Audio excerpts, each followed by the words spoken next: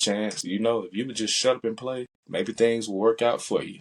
One of my coaches that said that to me my junior year. Things just wasn't going the way I planned. Like, I'm trying to play varsity. They not trying to put me on varsity, put me back on JV. And I'm just like, bro, what's going on, bro? What we doing? I work hard, doing all this complaining. And my coach is just like, man, Chance, you would just shut up and play.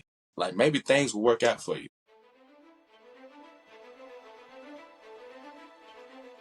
Welcome to the King Dems Podcast, where we share the stories of extraordinary people and dissect hot, relevant topics that shape our world.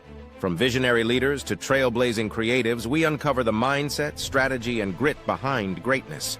Whether it's business, culture, or personal growth, we ask the real questions. This isn't just conversation, it's transformation. The King Dems Podcast. Your next breakthrough starts here. Music licensing reimagined. We're live. Ladies and gentlemen, you're once again welcome to the King Dems Podcast. And today I have with me from the other side of the pond, Chancellor Jackson. How are you, brother? Family, blessings and balance to you. Blessings and balance to everyone that's tuning in right now. Big shout out to the viewers, man. I can't blessed and highly favored. How you living? Wow, I'm good, brother. And of course, talking before we started, I hear you were on this side of the pond recently. When are you coming again? Because the weather is better now, Let me give you some motivation. Oh yeah, I'm definitely I gotta slide back out there. When? I don't know. But I definitely in touch with you. Definitely, now that we know each other, we should, hang out when you come around. I'll show you a couple of good places.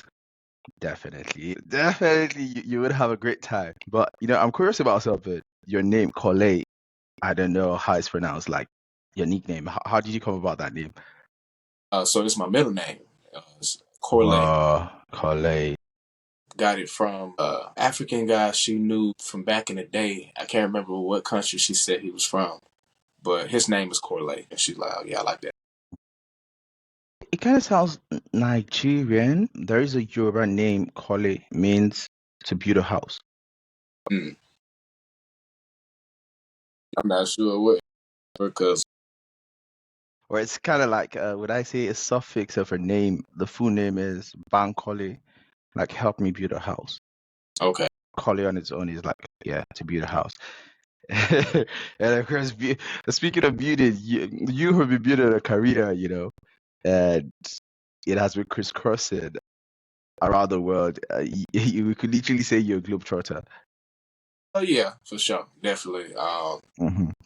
Been to South America, been to Europe, been to Asia. I just haven't been to Africa yet, and Motherland, you need to. You've not been anywhere then.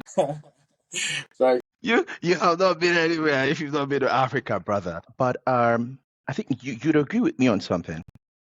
The different continents, right, have like their different, would I say, vibes. Yeah. The different feel. It's sort of spiritual. Facts. When you're on the land in the different continents, each of them have, would I say, an aura? Yeah. Yeah, definitely. It's different everywhere you go. Everywhere. And that's, you can break it down even more simpler than that. I'm from Atlanta. You from London. Let's say you got North London. You got South London. You got places. You got cities outside of London. You know what I'm saying? How drastically different areas can be within your own backyard. You know what I'm saying? So that's why traveling is great exposure. It's as well. Everywhere you go, life is lived drastically different. Everywhere, broad and to as close as it can be, it's different. It's different. I'm on the north side of Atlanta versus the south side of Atlanta. Two completely different areas. You know what I'm saying? But we, so it's everywhere you go, life is different. So it's hard to really dictate or for someone to say or claim that there's a right or wrong way on how to live because everywhere life is lived drastically different. So, and with you gaining exposure and knowledge of all the differences within the world, you can start to shape your life the way you see fit, just based on little bits and pieces you picked up along your journey of just exposing yourself to differences. And your thinking and your thought process would change as well, versus you been condemned in one area, one sector of this world for most of your life. I can't expect you to think any broader than what you've been exposed to. Yeah, so we're all limited to our levels of experience and exposure, right? And that's why, I for one, I don't judge people.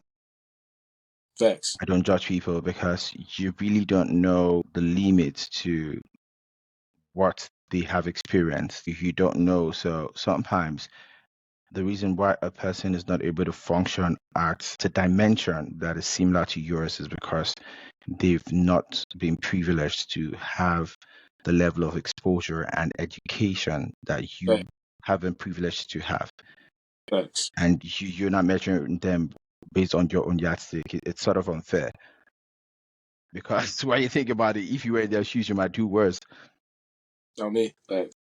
You get it, right? But people tend to like judge people based on their own pedestal. I think it's kind of unfair. But one thing that I really appreciate you touching on is that, education that comes with travel. I think a lot of people undermine it. I've been Facts. privileged to travel to a few places and see how different things are done, right? And you rightly said there's no right or wrong way of doing things. But you traveling across, you see different efficiencies that people have, across different places. And I'm about to trespass into your garden, which is America, right? A lot of Americans are arrogant in ignorance. Yeah. So confident about the ignorance, and you guys have this arrogance about whatever is the best in America is the best in the world. I'm like, have you gone out of America? Yeah. Info. But bro, why is that? Why you guys defend your people? I hold my folks accountable. Accountability. Yeah, for sure. And yeah, America is it's always been a place of high demand. Like, as far as the amount of people from other places around the world that pursue moving to America just because they already know this is the land of opportunity. It's a capitalistic society. You come here and you own your P's and your Q's, and you dot your T's and cross your I's. You can change your life Mhm. for the no other. Um, but you can also come over here. You can Lose it all. It's pretty much a gamble. it can go either way. But yeah, America's it's always been a popular place. So of course, but it's like I said, exposure. Folks ain't never. A lot of people ain't seen outside of America. So again, you think you the biggest and baddest just cause, but you really don't know nothing. So that's just your own perspective, Land of the free and home of the brave. as they say it. God's own land. God bless America. America has actually influenced the world, to a very large extent. The culture in America has influenced the world. Yeah, Definitely. we cannot deny that. Yeah, we cannot deny that at all. But a lot of the people need to do better. I'm from America. So I start talking. They hear my accent. I say, okay. It's like, oh, you one of the real ones. Okay, for sure. Whole different gratitude and appreciation for you and everything. Like, it's you see how much you're worth when you go to different countries. And Yeah, like Americans are actually like really, really, would I say, respected and valued?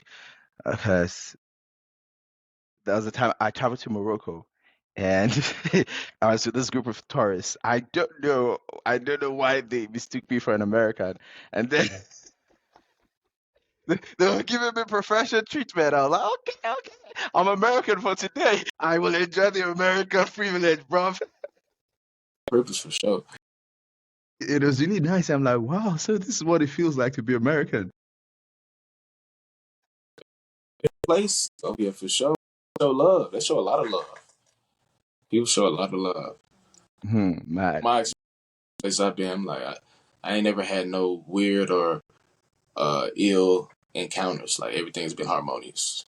Wow. Nice, nice, nice. So now, Energy is everything. yeah, sure.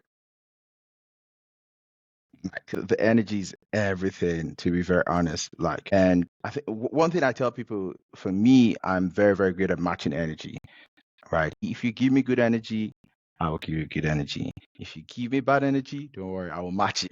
If you go low, I can go lower, band for band. So let us just respect our ancestors and be good to each other, because I always come in peace, come with positive energy, come with blessings, come with joy. But if you want to go south, don't worry. But talking about your own journey, right, from football, like in foreign lands, and you played football, and of course you traveled out, and interestingly, Beijing in jail cells to best-selling books. For those that are unfamiliar, like, how would you describe your journey and how it has shaped the person that you are today? It's really just the journey of self-discovery. I played American football for a good portion of my life, played throughout high school. I got to play in college. Um, so I identified and embodied the student athlete to the fullest. So once that chapter came to an end, I was at a crossroad, like, damn, what's next? You know what I'm saying? What am I gonna do? Who am I outside of football? Like, what am I good at? What do I enjoy doing? Um, I got a whole lot of learning to do of my, you know, so I got to re-identify myself all over again. So it's just going out on the limb. I'm like, I don't even know what it is that I want to do, so I just got to just try a bunch of different things until I figure it out.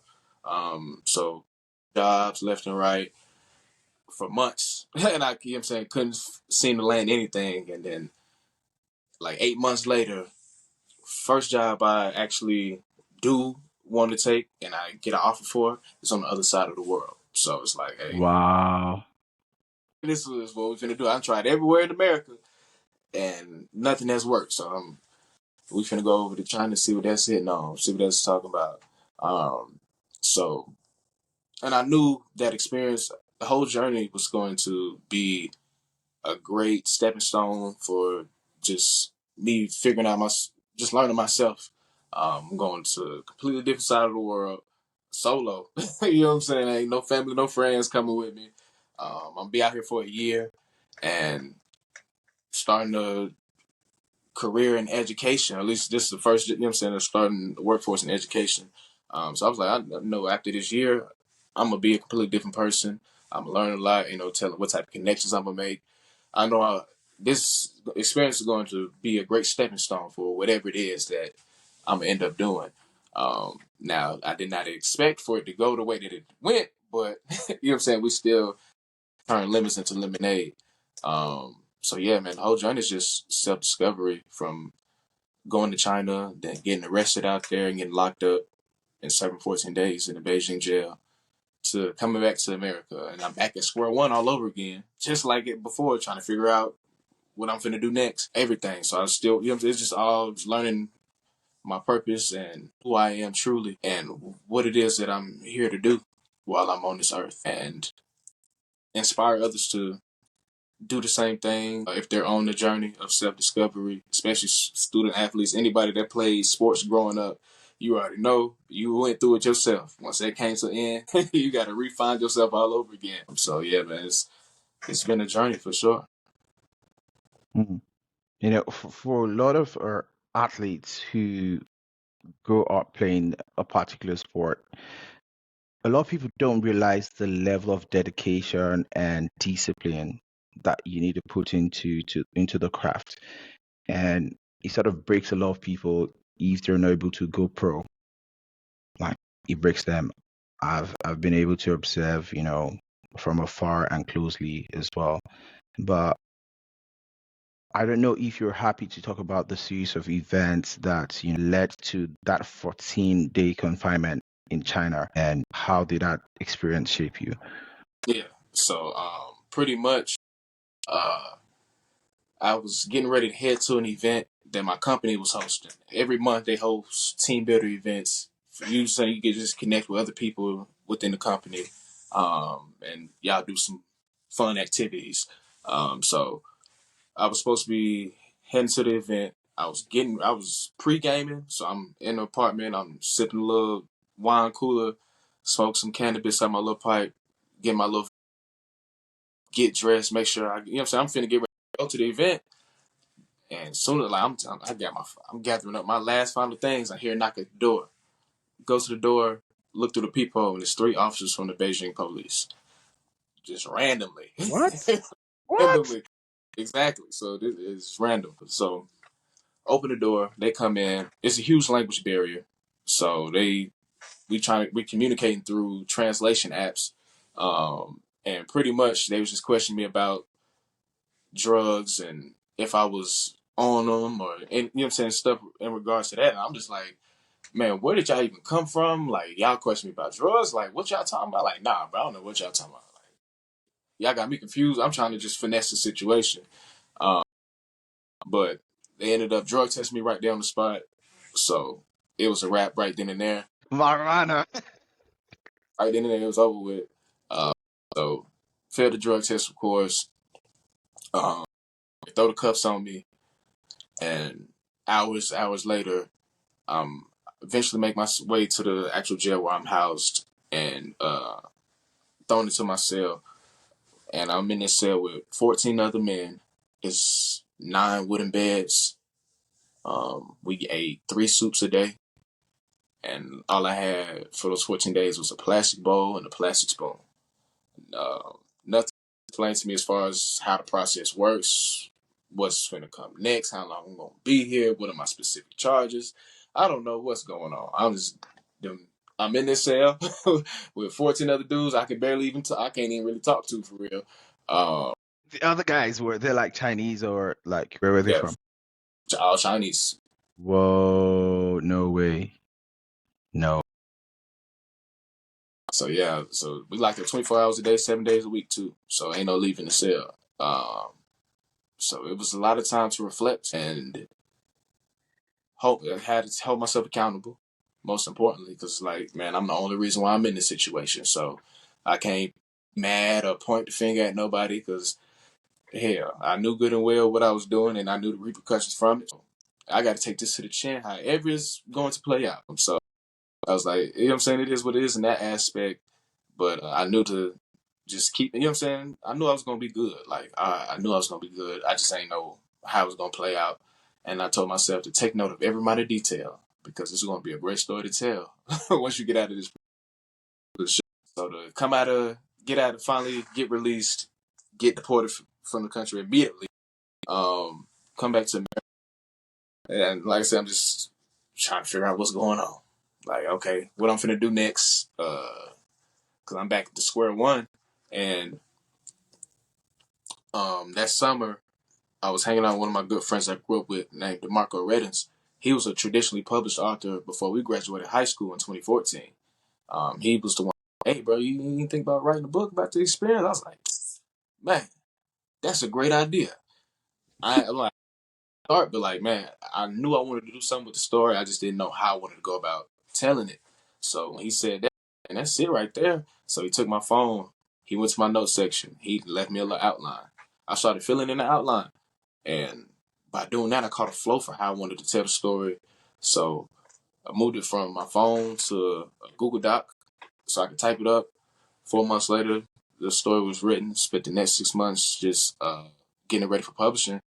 And on April 4th, 2020, I released the very first version of 14 Days of Beijing, and I was ranked the #1 new bestseller in 3 different genres. So it was, it was I knew it was gonna be I knew it was a great story, and I knew it was gonna like people were gonna enjoy it, but I ain't expect it to do what So it did. well, yeah, I know that feeling, right? When you put something out and it's topping the charts, and then you're like, wow, I never thought it was this deep. You know what I'm saying? Just put something out there, and it had great success. And just from that success, a lot of people started asking me questions about the writing process, the publishing process.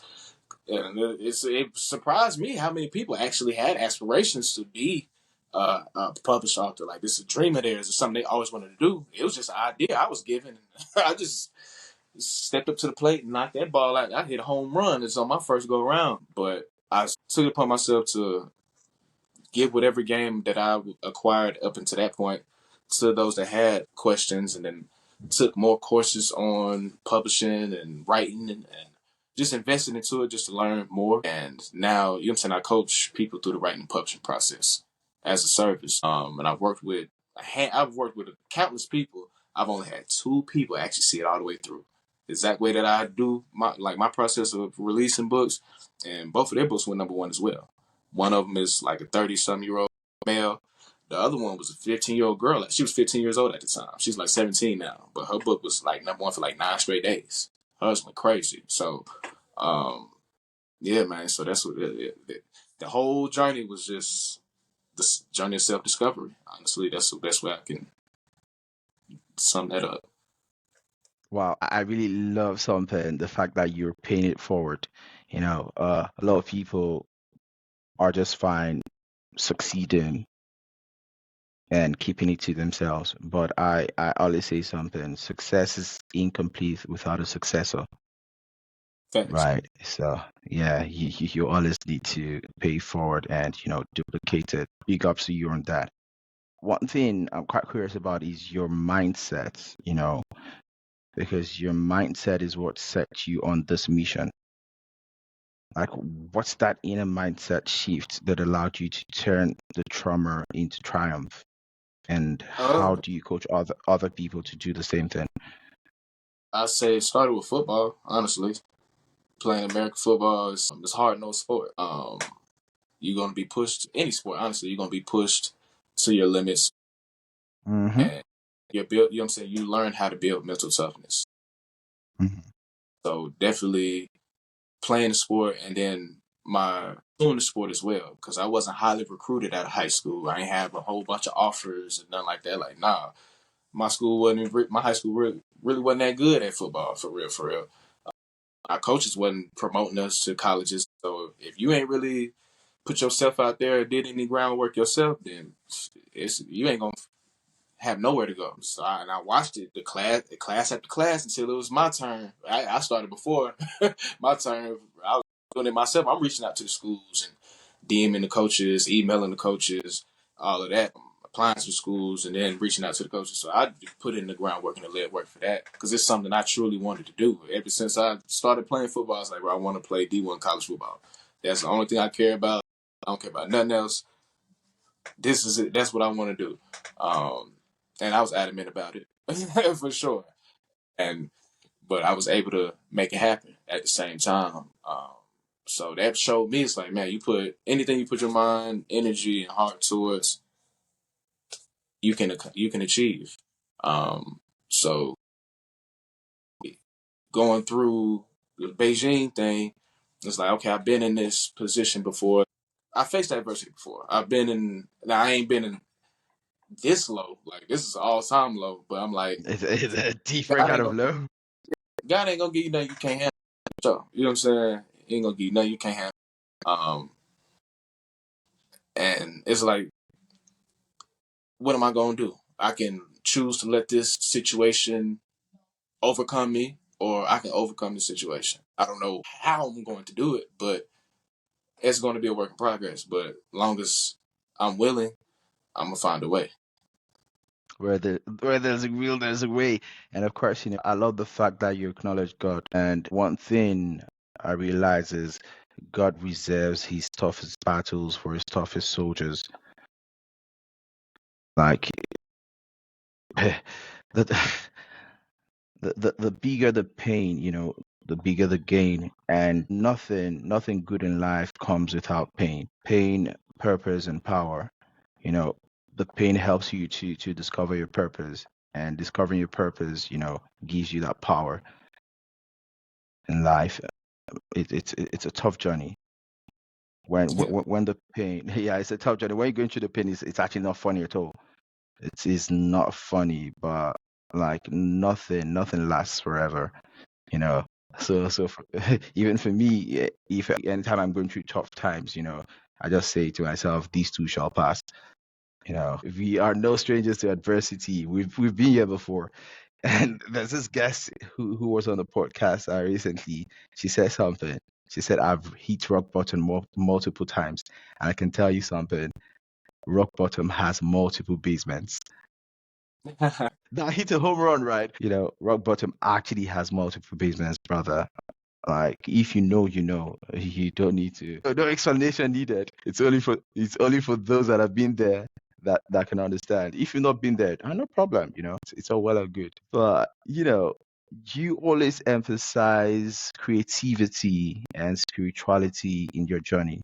So how have these two pillars shaped your growth as a man, an author, and as a coach?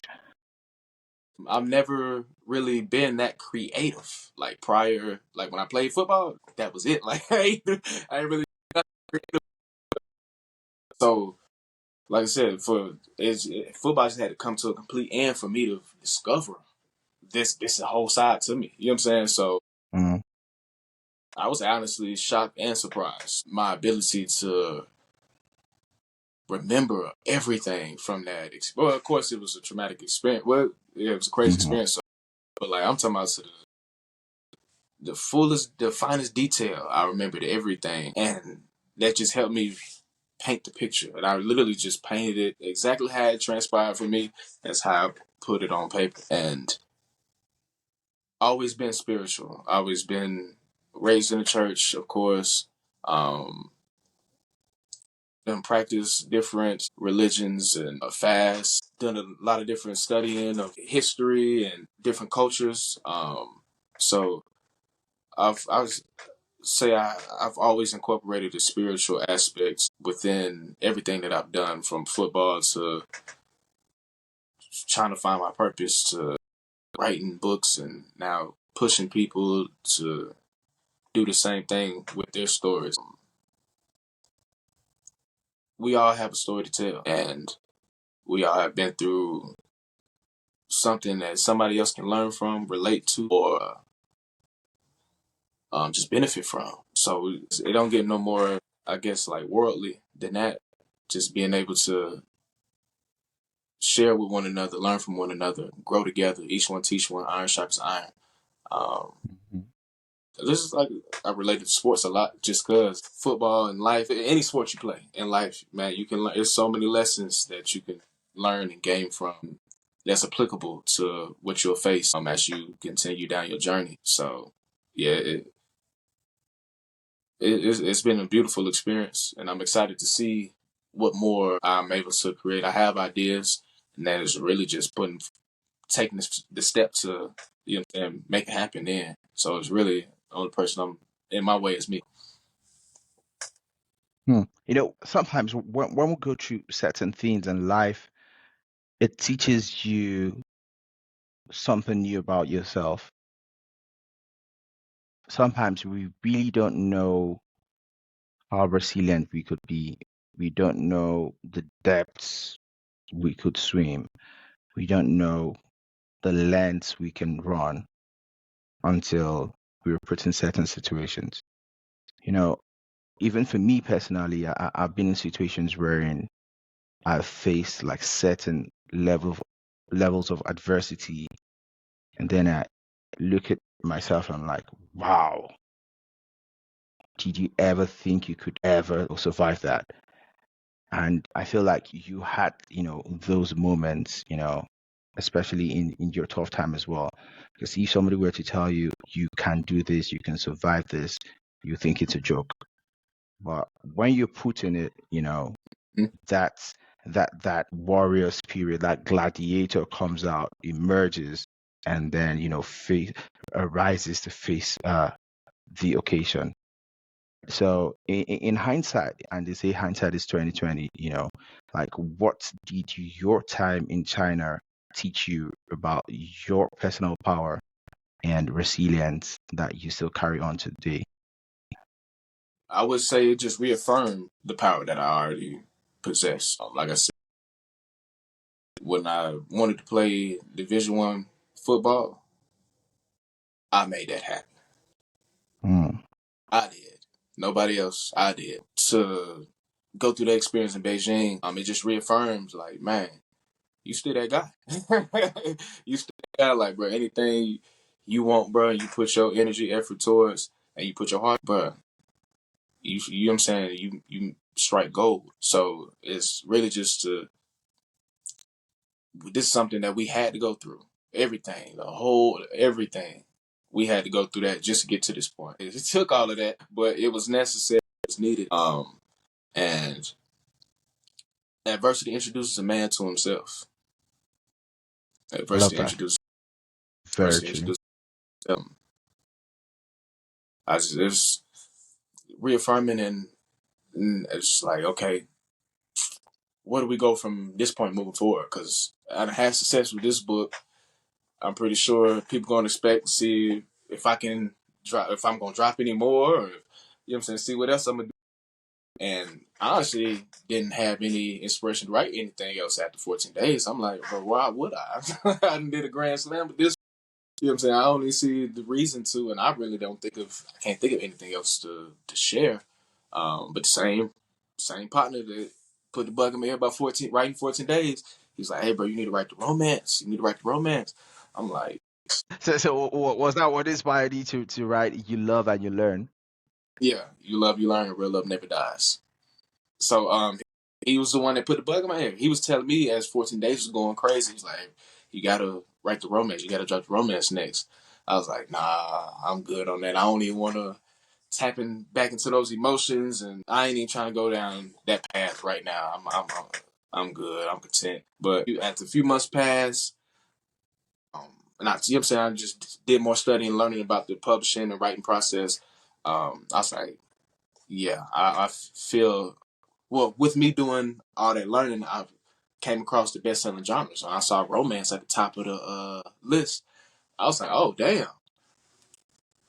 I hit Cuz up instantly. I said, hey, I said, hey, bro, send me an outline for the romance. He sent me an outline. I just went in and same process. Went in, started filling it in, and then moved it to Google Docs. So that's what inspired the romance novels.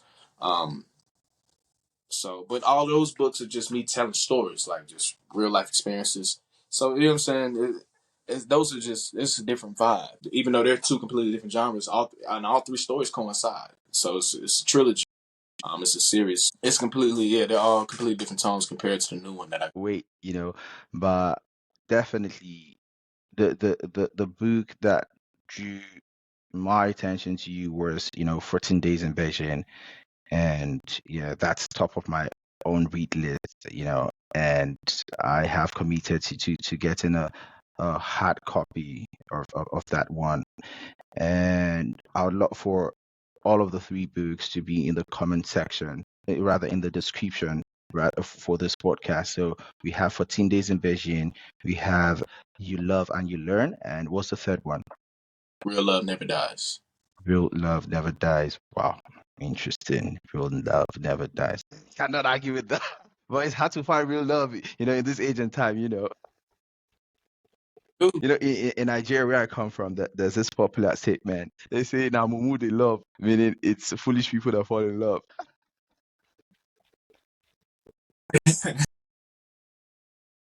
And yourself, there was this crazy stuff that went viral on what do you call it, on social media? I think on Instagram in Nigeria. There was this girl that was typing "Na mumu they love," right, on her WhatsApp stories, and when the camera looked up, she was in a wedding gown and with her husband. Well, she was literally typing that mumu they love men as come. So you're telling girls not to, guys, but you're a guy. So bro, never trust anything on social media. A lot of people give bad advice on social media and they do another thing in like their private lives. But speaking of books, many people want to write a book, but they don't know where to even start from. So what's the blueprint, in terms of getting published as an aspiring author? And like, what do most people get wrong about publishing? That they think if you're talking about traditional publishing, that's a different avenue. But we talking about Hmm. self-publishing, Hmm. that makes publishing books very, very simple and feasible for anybody. So that's the major difference. So self-publishing, that's literally just creating your account and just uploading the manuscript and whatever cover you came up with. You can design the cover on there, and then select your price point. Boom.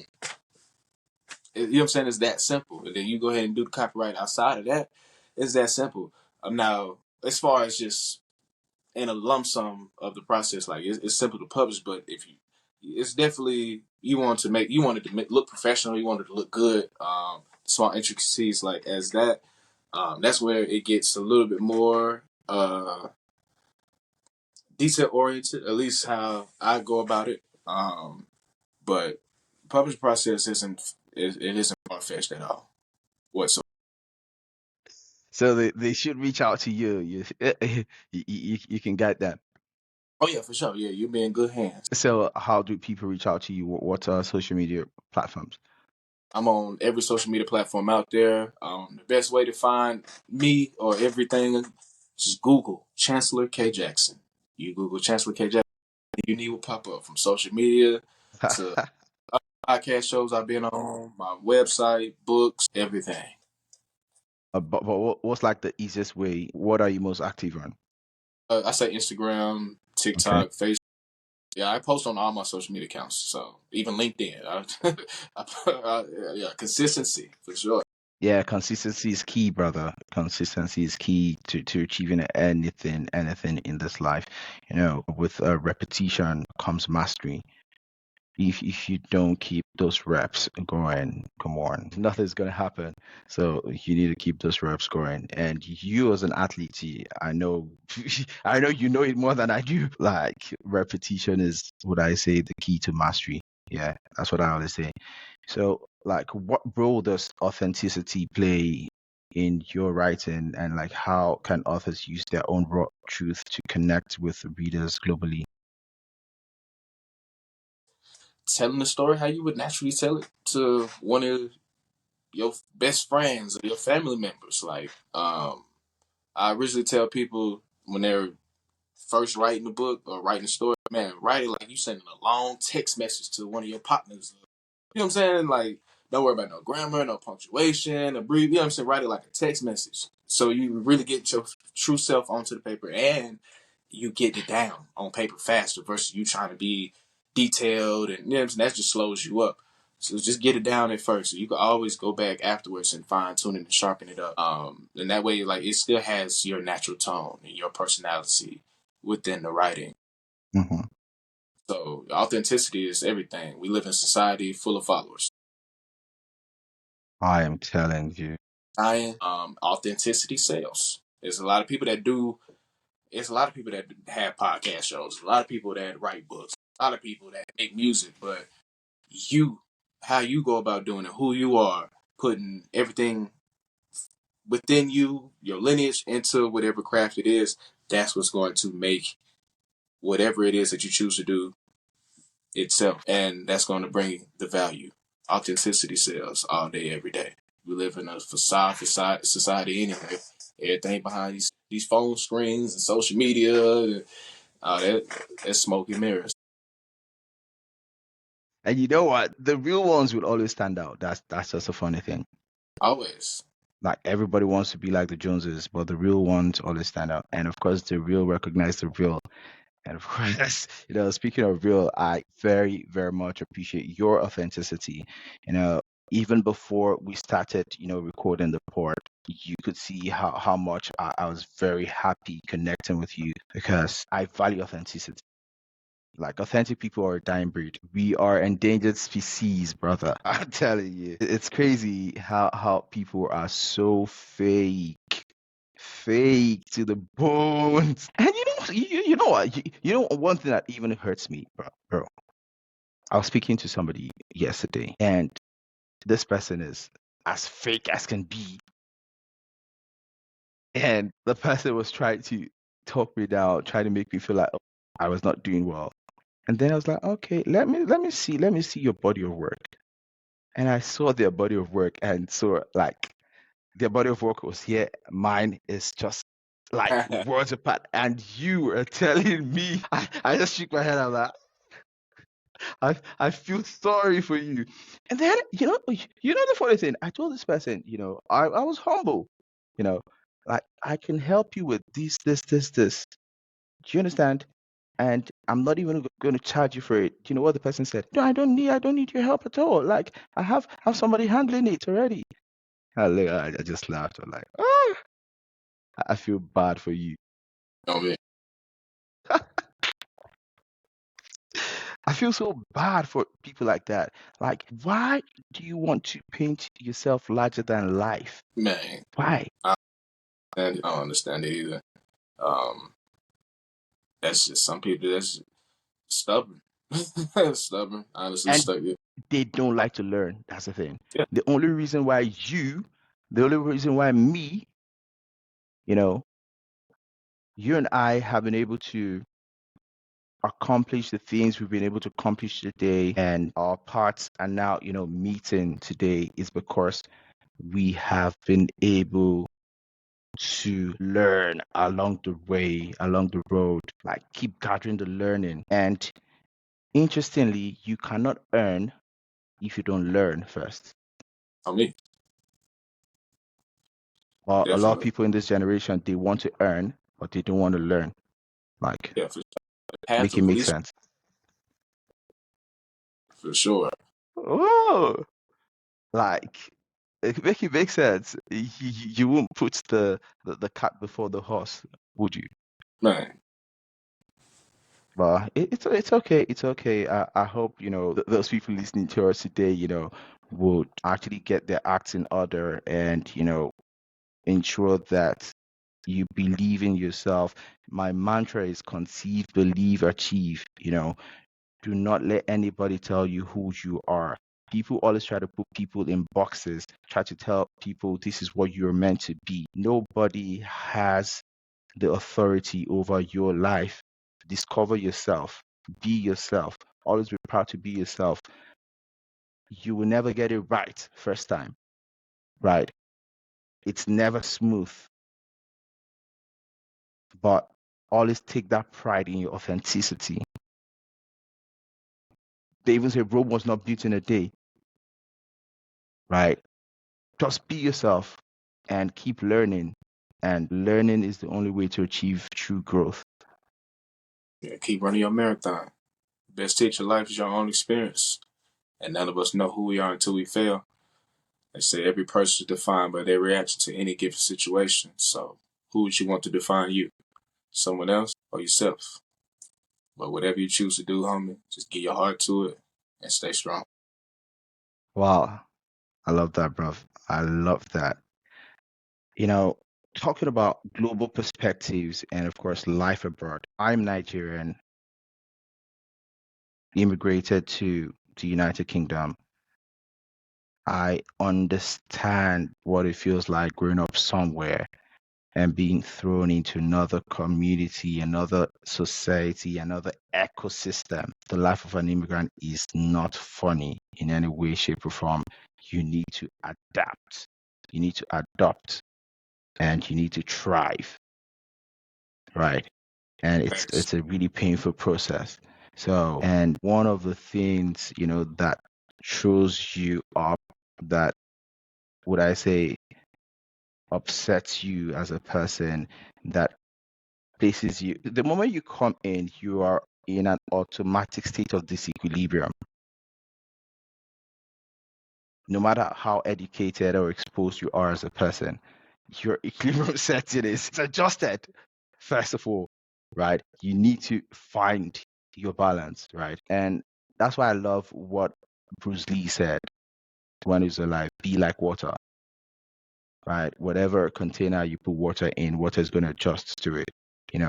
For people that are flexible, that are like water, they find it easier to adjust, right? But some people are set in their own ways. Some people are, oh, we're back again, interested. We had to take a break on this recording. Did you want to talk about it? Oh, I just moved to your next question, brother. It's been a little minute. Man, it's been a while, but we work hard to ensure that we bring that value to the audience.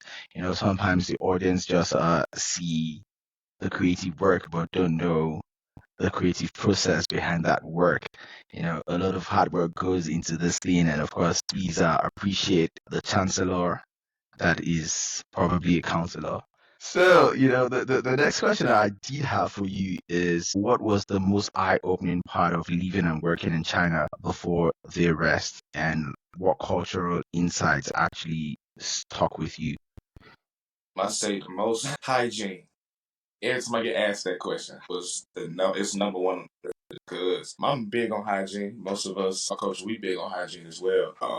Once I went to China and saw that hygiene is pretty much something they go about differently, that eye opening. Biggest thing, not Differently? Are you trying to be polite? The Americans I know are not polite. Americans are direct and arrogant. So please give me the American spirit, bro. washing your hands. That's probably the biggest thing I noticed. Like the school I worked in, the bathrooms didn't have soap, like hand soap or toilet paper in them. Like they gave us teachers like our own little personal toilet paper and hand soap to take to the bathroom whenever we had to use it. But as far as the rest of the school, it was quiet. Like, so for a fact, kids, other faculty staff, they go in there doing what they're doing and coming right back out. Hands. That's You go to restaurant. Yeah, I'm talking about I've been in restaurants. I'm in the bathroom using it. You see somebody from the kitchen come in. They use the bathroom and walk straight out, straight back into the kitchen. So it was like I say that's probably the biggest thing. And then they don't really brush their teeth like that for especially when I was in jail. Yeah. I'm talking about it'd be folks that actually had toiletries. They had toothbrush and toothpaste. They ain't even using it. You know what I'm saying? And the soap, they ain't even using it for real. So it's like, yeah, I say that was the biggest thing for sure, the hygiene. But wow. that's just one small little negative aspect. On the positive aspect, everything else was harmonious. Hardworking people, very, very hardworking people. I ain't like I only other group of people I see that work like that are the Hispanics. For real. Yeah, they're hard workers. Man, I'm somebody I ain't gonna really complain. They doing what they Yeah. So that's one thing I found interesting as well. But I also seen how much power we had as well. Like I went to a hip hop club within like the first week or so being out there. We went to a hip hop club because Jaden Smith was performing at the club, and the concert was like 100 UN. So that's probably like what $18, $20 or something like that. So we went to the club, and I shit you not, like it's majority Chinese people in here, but it's a hip hop club, but they dress just like us. These folks dancing in groups just like us. Like it was crazy. I see one Chinese dude that had dreadlocks that hung down to his knees. At that time, his shit was longer than mine, so I was like, "Whoa, we are powerful, boy. We don't even know it." Like I'm on the other side of the world, and all I see is just a represent, like just the influence we have. Yeah, the influence is really massive. It is incredible. And they're like, they are here to see Jaden Smith on top of that. Like they here to see his brother. He'll say it perform. So it was pretty interesting. And it's a lot more cultural differences. But those were the biggest ones. Like whenever you go to somewhere new, the culture shock is always an element. Yeah, fact. Culture shock is a very, very big thing, but it takes an open-minded person to be able to adapt to new environments and process the culture shocks. But I like the positive ones, not the negative ones. I just can't imagine having to deal with hygiene because I, for one, I'm a clean freak, and I think I'm going to lose my mind. Growing up, my mom used to say cleanliness is close to godliness, and you are always forced, to keep things clean. I just can't imagine. But like, how do you believe, or how do you believe travel or international living reshapes a person's mindsets, their perspectives, especially for Black creatives and entrepreneurs? It's just enlightening. Everywhere you go, life is lived drastically different, and that could be broken down to, just for example, we talking Atlanta, Georgia, the south side of Atlanta, Georgia versus the north side. Two completely different sides, two completely different vibrations, even though it's the same city. The east from the west, still two completely different sides, but it's still part of the same city. And we just talking about one city that'll drastically Hmm. take it even broader. You know what I'm saying? We talking Atlanta, Georgia to San Diego, California. Two completely different environments, two completely different landscapes. The weather's different, vibrations, frequency is different entirely. Even time zones. And we still talking about within the same nation, and we take it even broader than that. You know what I'm saying? So it's like Atlanta to Ghana. Yeah, two completely different places. You know what I'm saying? But like, just you see the point I'm making. Like everywhere you go, life is going to be lived drastically different. So it's just enlightening. You see how everybody goes about living life in their own way, from a cultural standpoint, a spiritual standpoint, and then the whole nine. So you just learn that you really know there's no right or wrong way to live life, because everywhere you go is drastically different. So you just take what you need to take from each experience, each culture, and you just apply it to your life the way you see fit. There are no right or wrong answers in this game of life, in this examination of life. But, I think our backgrounds actually define us. Our Thanks. backgrounds define us, especially those early years. And I think that there's this portion of scripture that says, if the foundation be destroyed, what can the righteous do? Because growing up, you are very much moldable, but the older you grow, the less flexible you become.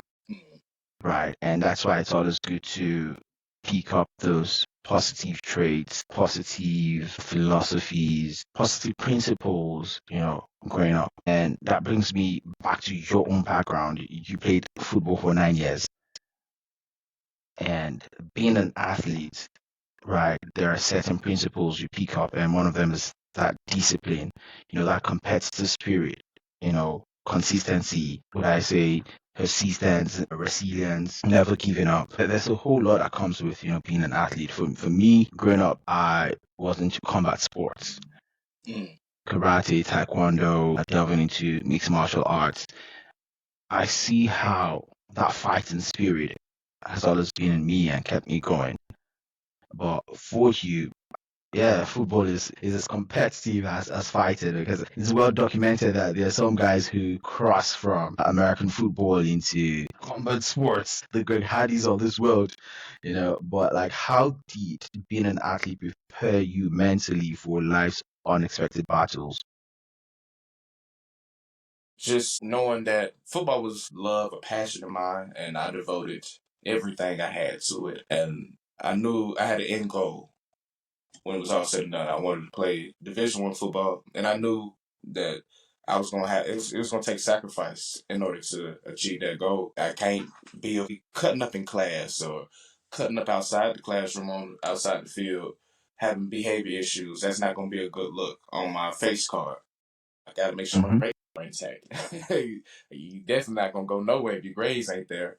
And then of course, you take care of the classroom, you take care, saying, just off the field issues, make sure everything's crystal clear.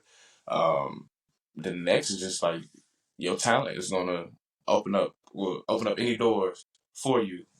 So I just knew, I always knew I wanted to play ball, and I was determined to make that happen. But it wasn't always peaches and cream. You know what I'm saying? It was a process to, because I started playing football late. You know what I'm saying? I started playing football at 13 years old. Everybody else in America been playing since they was 4 or 5. So that's a whole lot of development I had to catch up on. And I didn't really play my first year playing football. Like, I ended up messing up my shoulder, separating my AC joint. So I pretty much missed that entire year.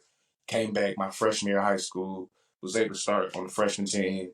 Um, started on the JV team my sophomore year. I was trying to shoot for varsity. Junior year, they weren't trying to put me on varsity. They put me back on JV. And meanwhile, my little brother, he's on varsity. So it's like, man, this so that's a battle within itself. Cause like, damn, look, I got a little brother on varsity, but they ain't even trying to mess with me.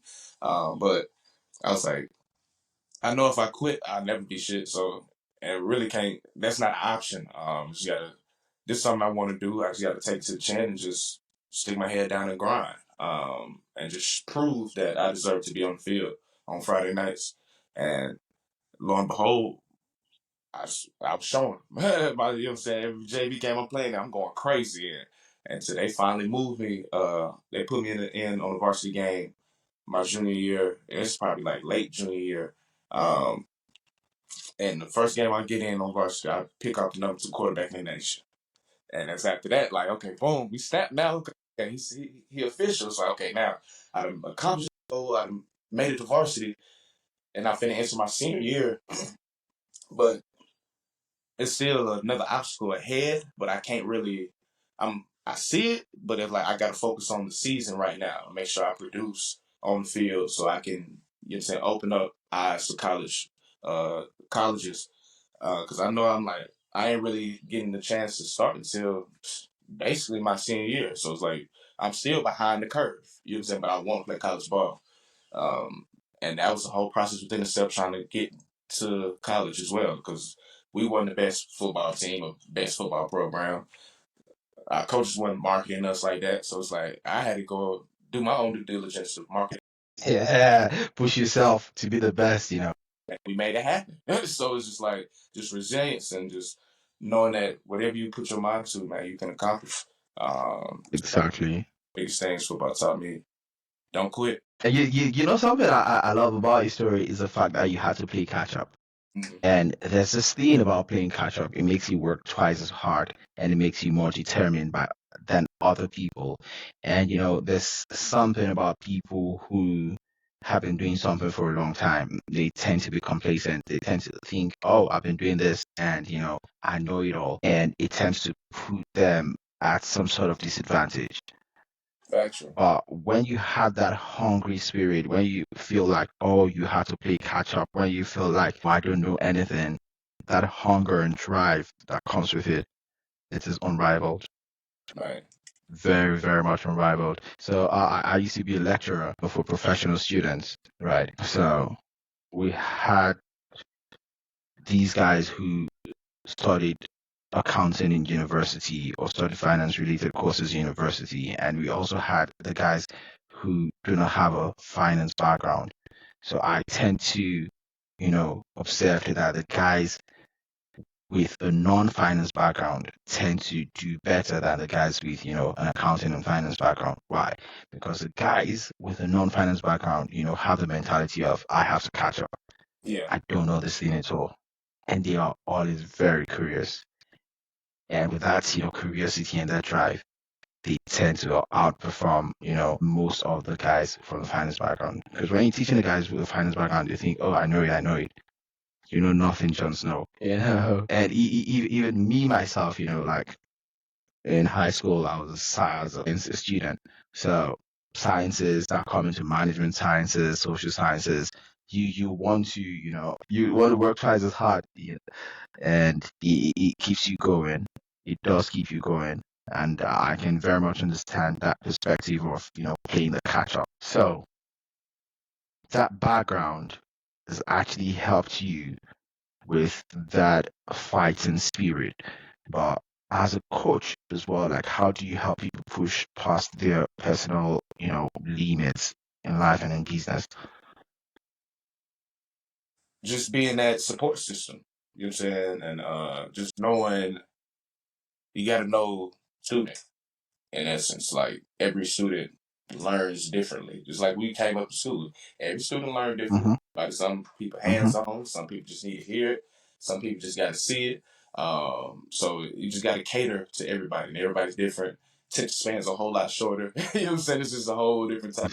It's TikTok generation. So it's just, oh yeah, it's legit. But yeah, just catering to everybody's needs the best way fit, and just knowing, just encouraging them and letting them know and reaffirming them that like everything that you want is still achievable, even though it looks cloudy and gray right now. Sunshine is on the other side. You got to keep pushing. This might be a test. The universe want to see how bad you want it. Because we ain't give it to you, but it's like shit. We give it to you, and you don't really want it like that. It's like we just waste time, energy. You know what I'm saying? So let's see how bad you really want it. Just keep going.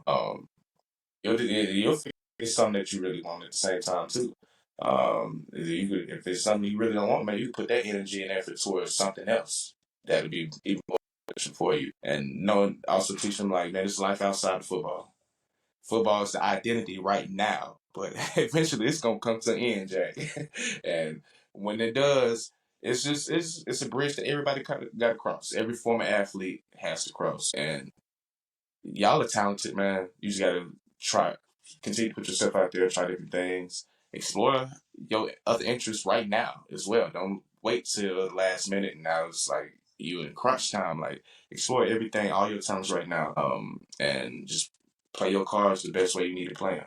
You know what I'm saying? So, yeah, I'm definitely a good support system right there in your corner. I always got words of encouragement, uplifting. I got quotes for days for you.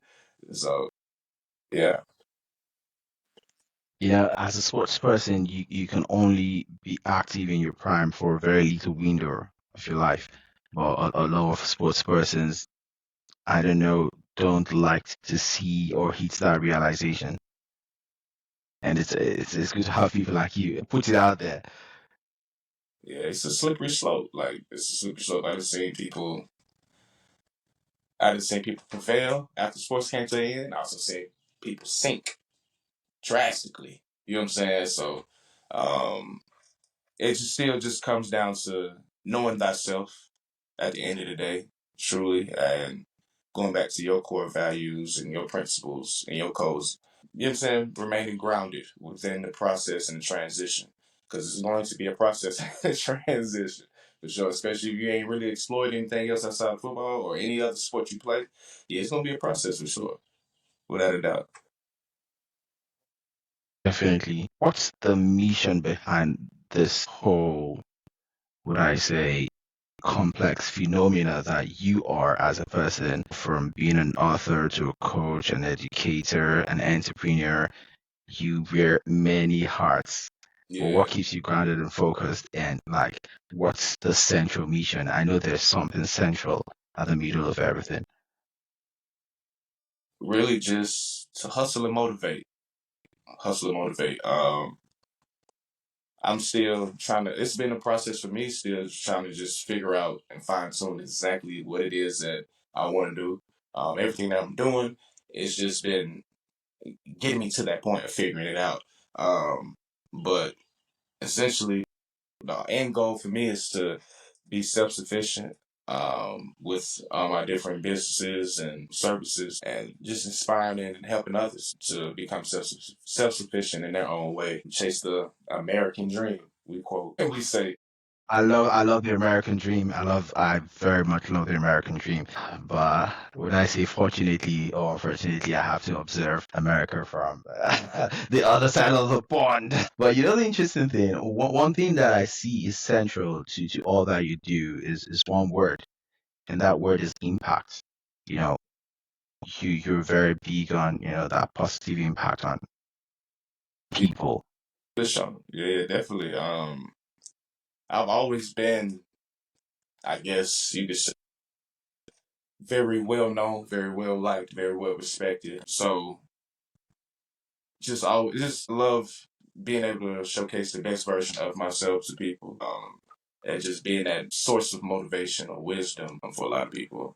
It's been like this since I was a kid. Like people always came to me when they needed advice or just needed some words of encouragement. Like I know Chance got something to say. He gonna have something positive. He gonna have the right thing to say. So yeah, it's just iron sharpening iron. You know what I'm saying? And for real, So I'm not wrong when I say Chancellor the counselor. all right there. It's hard. You know, your parents knew what they were doing. When they gave the guy Chancellor, they knew this one is gonna be a counselor. Let's just code it. All right, that's marketing. Yeah, they just didn't want to give it to you on the platter of gold. So let him decode it. But man, like, what advice would you give to someone out there, or the many people out there that feel stuck in life, you know, especially in a life that they did not choose, Mm. and they know they have more inside of them, or they feel lost, or they feel overlooked? Man, soul searching. It's gonna take a lot of soul searching, and that achieved through solitude in some form or facet. I don't really. I mean, some people can just be in solitude for very, very long periods of time, but I feel like that can have a negative effect after a while.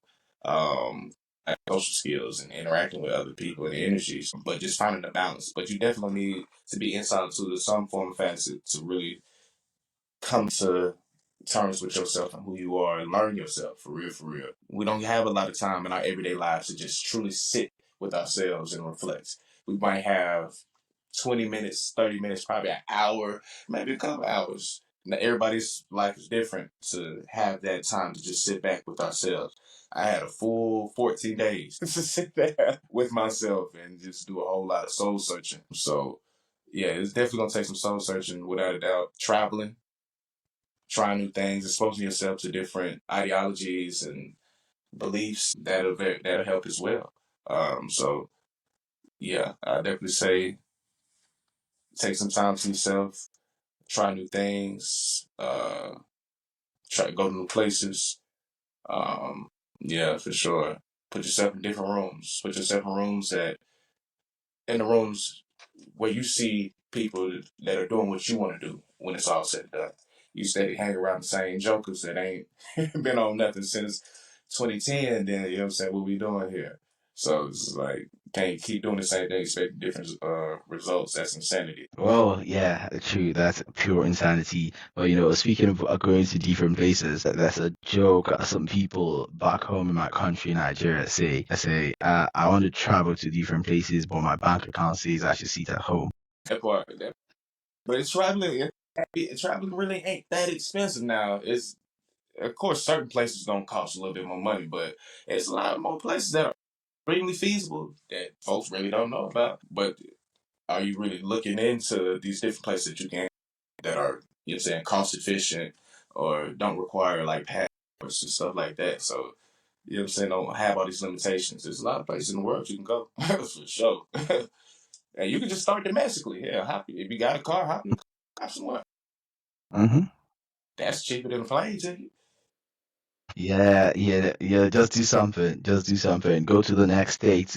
Explore what is there, and yeah, you can scale up from there. When it's all said and done, right? What do you want people to think of Chancellor Jackson 10 years from now, right? What do you hope Um, people remember you for, 10, 20, 30 years down the line? What's the legacy you would love to build? Chancellor was prolific, um, a visionary for the people in the community, resilient, creative, and inspiring. That's the reason why I have you here today. Because anytime people ask me, I meet new people and say, "Oh, what's your podcast about?" I say it's about two words: education and inspiration. And of course, you're giving me out. I know, right? Whoa. So I think we're gonna end this with a quick fire round. So just tell me the first thing that comes to your mind. Number one, what's the book that changed your life? 14 Days of Beijing.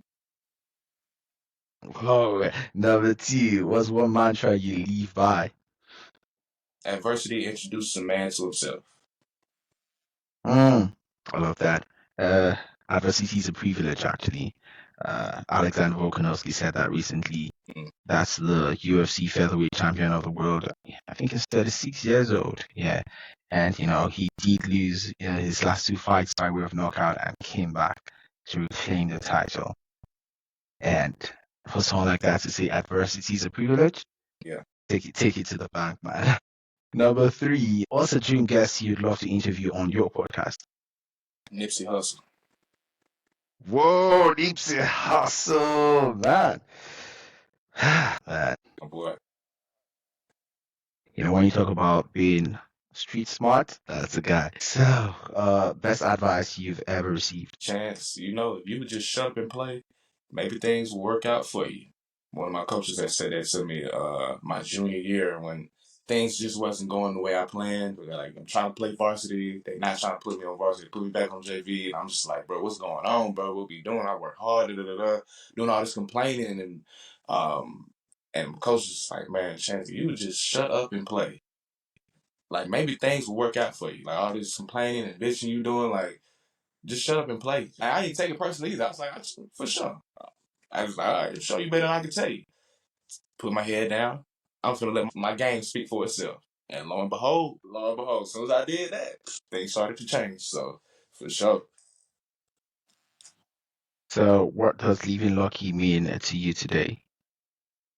It's just funny because it's like Lucky was a alias I came up with when I was in. I don't want to just keep telling people my real name. You know what I'm saying? I got to come up with a nickname or something. This is my first time actually being. Well, I've been a new face and a new energy and a different environment, but it's always like I'm part of a class, so it's like I'm not the only new person. I'm new with a bunch of other people. See what I'm saying? Transitioning from one school to the next school to the next level. So, but going to China, I was like, okay, this is a completely fresh start. Like I can be whoever I want to be out here. I'm still gonna be myself, but it's like I definitely wanted to come up with a different name to go by. And Lucky just kept coming to mind. And so when it came to the series title, Living Lucky, it's like okay, I went by Lucky and 14 Days in Beijing, and I refer to myself as Lucky in my other books. But it's like it seems I have the worst luck. Ironically, like hey, they call you lucky, but you got locked up in China. You done lost. You taking all these L's, but you got man. But it's like you're lucky. You know what I'm saying? We're gonna still prevail and still never let a hard time humble us. For sure.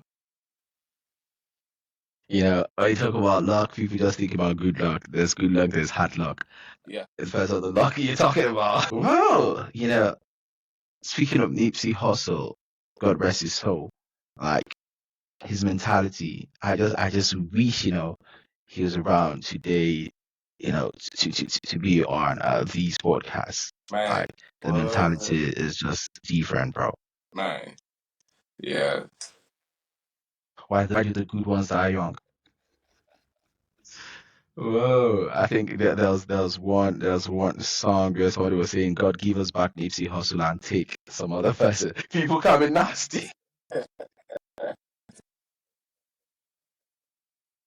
Sacrifice. I wonder who that person is. I can't remember right now, but that person must have been really upset. Like, are you mad? But man, R.I.P. Nipsey, very great guy. The call to action for the audience is for them to go create their own stories, create your own truth. And of course, you can create your own story authentically and learn from this guy. Resilience, determination. Don't let anybody talk you down. Don't let anybody push you down. Right? You can be anything that you want to be as long as you believe in yourself. There's this mantra I always say on the podcast: conceive, believe, achieve. But my birthday was 3 weeks ago, and it just dawned on me that you have to edit this thing, and I came up with conceive, believe, strive to thrive, and achieve. You always have to put in that hard work. Yes. You always have to put in the hard work. Yeah. You have to strive to thrive. It says, where can the audience get your book from? So I'd love to have the link in the description and the show notes. All my books are available on Amazon. You can also find them on my website, but just Google Chancellor K. Jackson. Literally everything you need will pop up from my social media accounts, books, other podcast interviews I've done, website, the whole nine. You know what I'm saying? So just Google me, you'll find everything you need. Wow, nice one. Google him and you can toggle him. Wow. When somebody shares a time with you, they share their life with you. Of course, the SI unit for measuring life is time. So from me to you, gratitude is good attitude. I'm very grateful. I wish you the very, very best. I want to see you make global impact astronomically and tremendously. From me to you is love and respect to you, brother, from the other side of the pond. Do you want to give a shout out before you leave? Yeah. I want to give a shout out to Nipsey Hussle. So I'm going to leave y'all with a quote by Nipsey before we close out. And the quote is, long-winded, running through this life like it was mine. Never settling, but setting every goal high. 1,000 burpees on the path to my own self-destruction or success. But what is a mistake without the lesson? You see, the best teacher in life is your own experience, and none of us know who we are until we fail. They say every person is defined by their reaction to any given situation. Well, who would you want to define you? Someone else or yourself? Whatever you choose to do, homie, give your heart to it and stay strong. Respect. Guys, you know what to do. Please go like, share, subscribe. And of course, let's keep the spot from going up. Recently we just hit 10,000 subscribers and 250,000 views on YouTube. Brother, we are going places. Whoa. And of course, till I see you guys again, look after yourselves and keep the hustle. Keep the hustle going. Whoa. Thank you very much, brother. I think that was